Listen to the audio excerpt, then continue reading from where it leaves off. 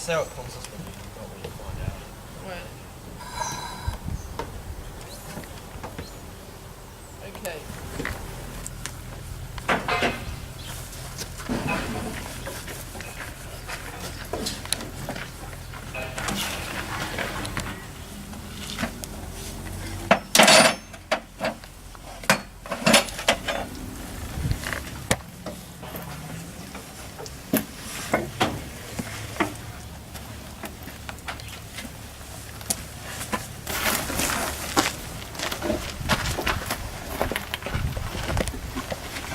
Whereabouts you up to there?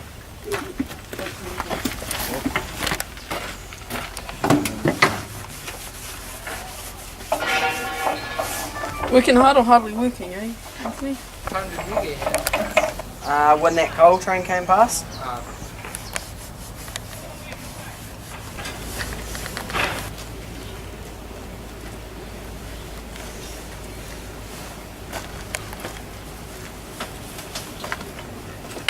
I think I was seeing the Eastern Rail scene, Lachlan. Right, let's film. Go on.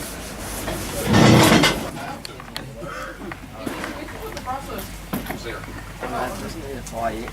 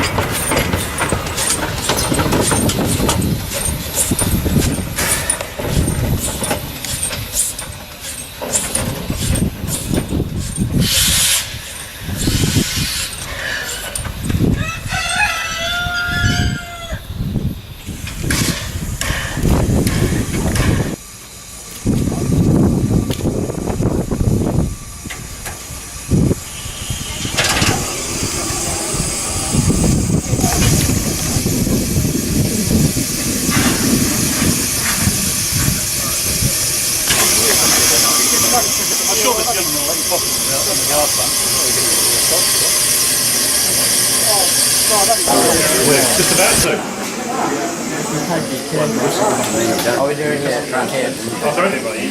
Coming on this afternoon, we're going to have a couple of words from our Vice President in lieu of Dave, who's managed to Skype out of making a speech. No, he's otherwise engaged, unfortunately. Been a 9-year restoration, so I think it's really important that we mark this moment. There's no charge for this afternoon, but I would just mention that on the train I'm going to leave this nice big red bucket in the charge of the guard. If anyone feels that they'd like to pop a donation in, perhaps non-members who are joining us for the day, feel free. Okay, Nigel. Thanks, Kim. I'll try and cast my voice a wee bit so you'll hear me, but I do mumble a bit, so you'll have to bear with me. Welcome to members and friends to the recommissioning of F13 Peveril. F13 was built by Nelson and Company of Glasgow in 1872. It was one of 3 locomotives ordered by the Public Works Department to operate the central government's first railway project between Dunedin and Clutha. It arrived in Dunedin in December 1872.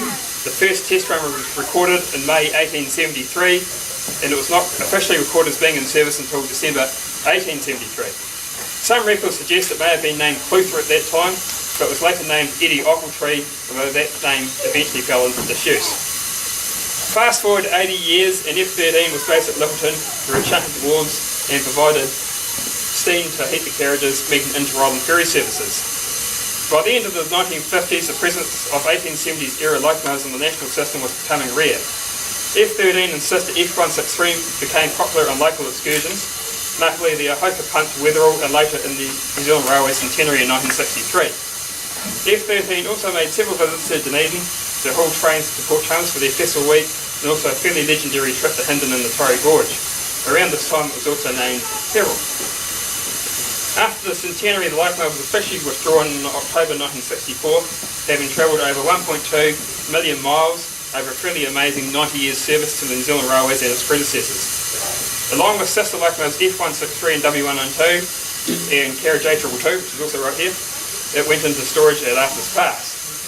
With the development of Ferrymead Heritage Park, the locomotive was donated to Ferrymead, making its last big mainline trip back from Arthur's Pass in 1967. Initially, it was stored by our friends at the Tramway Historical Society before moving to the railway for display.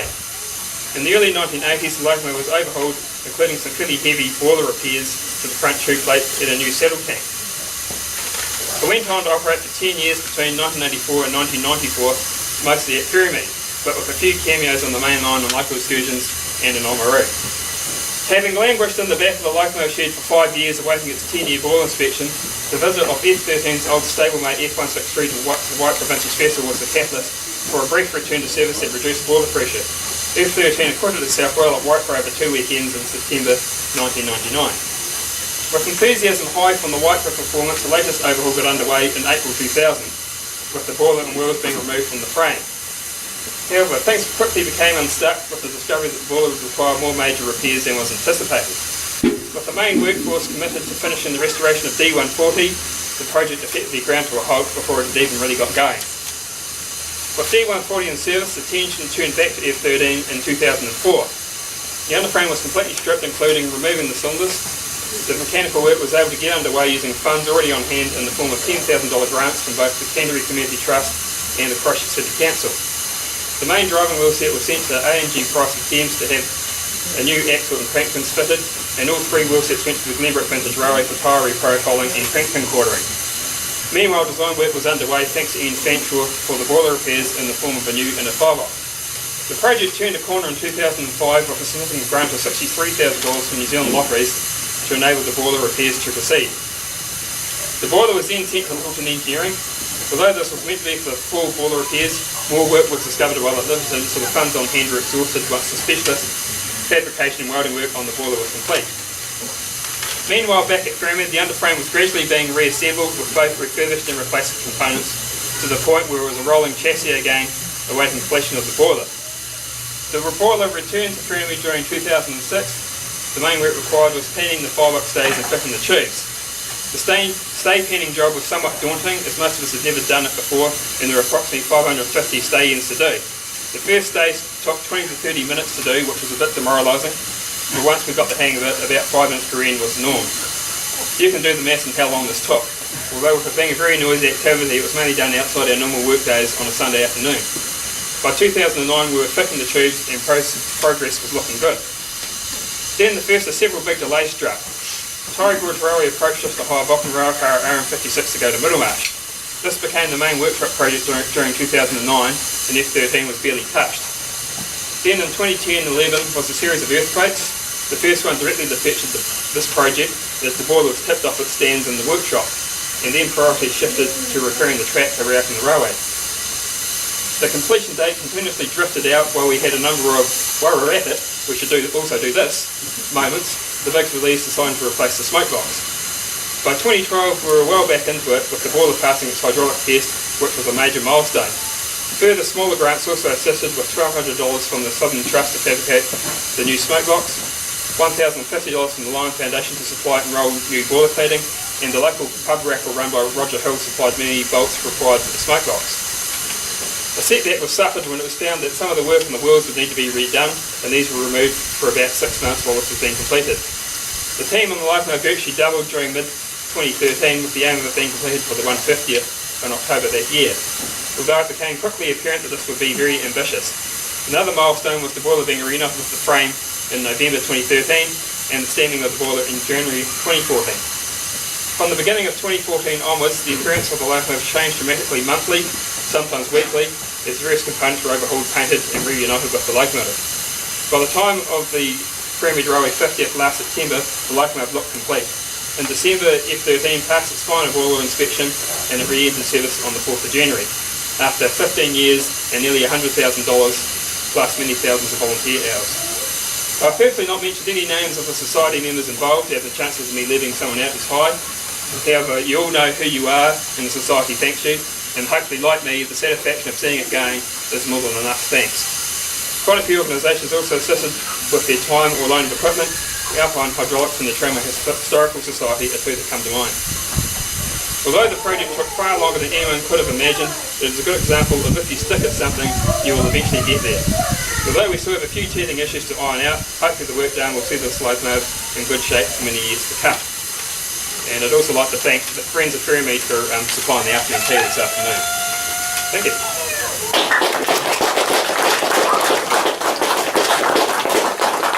Well, let's start things off formally by handing over the safe haul to Nigel and rushing off to the signal box like crazy because I haven't done it. I have. Someone has. Someone's ahead of me. Just to say, obviously we're using the heritage set. Those that you're staying on into the evening, it will be quite dull in there. We're going to fit up some lighting, but do take care. Those of you also that are around and about the railway for taking photographs, again, remember it's a working railway. You know, have fun, get your photographs, but be safe. So, can I just formally welcome F13 back into traffic?